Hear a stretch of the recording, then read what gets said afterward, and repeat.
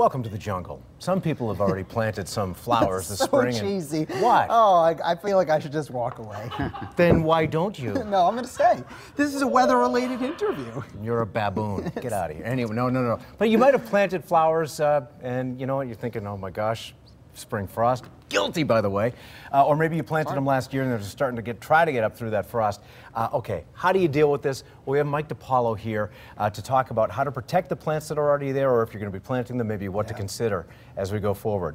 You want to take the first shot at him? I'm going to get out of the way. Good morning, gentlemen. Take a slow step back.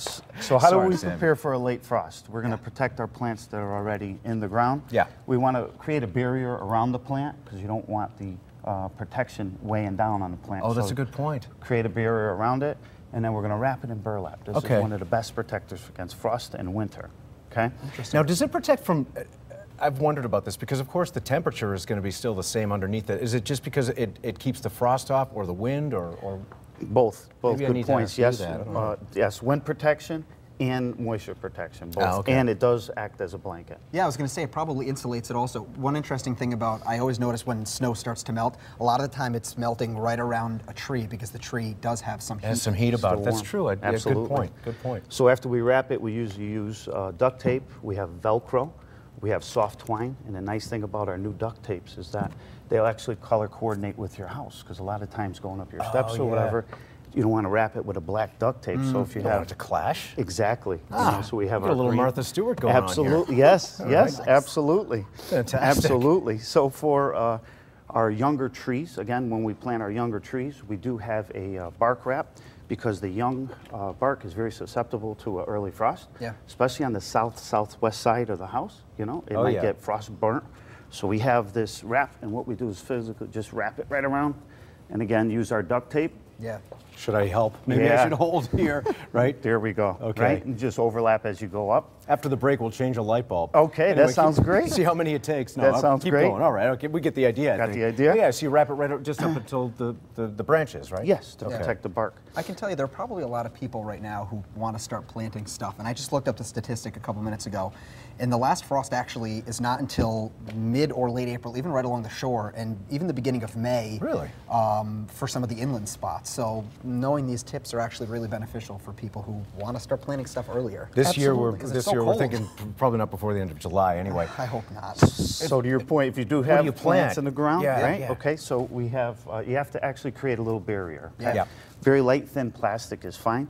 So you could even go to your local Home Depot and get some free paint sticks. Oh, the paint stir Absolutely, sticks. Good idea. absolutely. Just stick them in around the plant. Then you'll take one of our just very light plastics. I suppose a ruler or something like that could come in handy if you have something Absolutely, kicking around the house. absolutely, right? And then you Any just port in a simply, storm. just simply cover the plant, and Is then it you're just fine. for at night, or should this be around the clock, or what? No, what are your just thoughts? towards the evening hours when the sun goes down. Okay. Okay. And then, of course, if it's warm the next day, you're going to want to remove it too, because you don't want to burn the plants. That's Yeah, true. and give them the sun without being too hot, huh? Yeah. So some of your heavier gardens, like in our nursery, when we're going to have a frost, we simply just take our Home Depot plastic and we cover all our plants. Right on. Yeah, and then we actually reuse the plastic. It doesn't go in the garbage. We use it for sending deliveries out, et cetera, so forth. Recycling, reusing. Absolutely, Yep. absolutely. You know, so to that point, you could use garbage bags also. So Yeah. if you open up your garbage bags, you stake it out. You use the garbage bags for frost protection, and then you could use them for their intended purpose when you're done with them. You know, I've seen, I'm sorry to interrupt Go you, ahead. No, I've sorry. seen a bunch of gardens, and I don't know if that's what the purpose is for. Maybe it's more for the summer to try and keep the moisture in. See, sometimes you see gardens and they've got like something put on the ground above where the actual plant, or the plants are sticking through it. There's like a black thing. Is that for frost protection, or is that more for the summer to keep it cooler? That's more for weed control. The Oh, weeds gotcha. don't grow Okay. through it. I didn't know. Oh yeah, like a weed Yeah, barrier. Huh? absolutely. By the way, for people who haven't planted yet, maybe they want to get out and get their frosty thumbs green this weekend. Are there any types of plants you'd recommend that are a little bit hardier? Actually, we have at Home Depot, we do have nursery certified personnel, and they will be happy on an individual basis to work on you one-on-one. According to taste and all that, hey? Well, you know, the sun is a factor, okay? course, Against the house is a factor. There's many factors that are involved. And you don't want those plants clashing with the tape. That would not Absolutely. No. One more quick step, if I could. If we get a late Yeah, frost yeah. and it gets slippery, right? Yeah. Your sidewalks usually are right next to where your plants are. Instead of using salt, which will harm the plants, Yeah, I was gonna you could say that actually would use burn a them out. good balanced fertilizer, a 10-10-10 fertilizer, anti-skid, and then just simply wash it away, and it's actually good for the plants. And for skid control, you could actually use potting soil.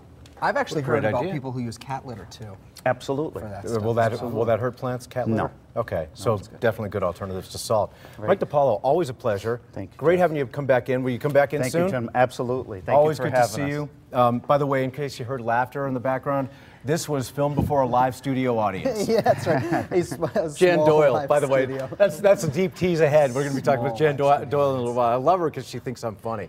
Anyway, only her. Anyway.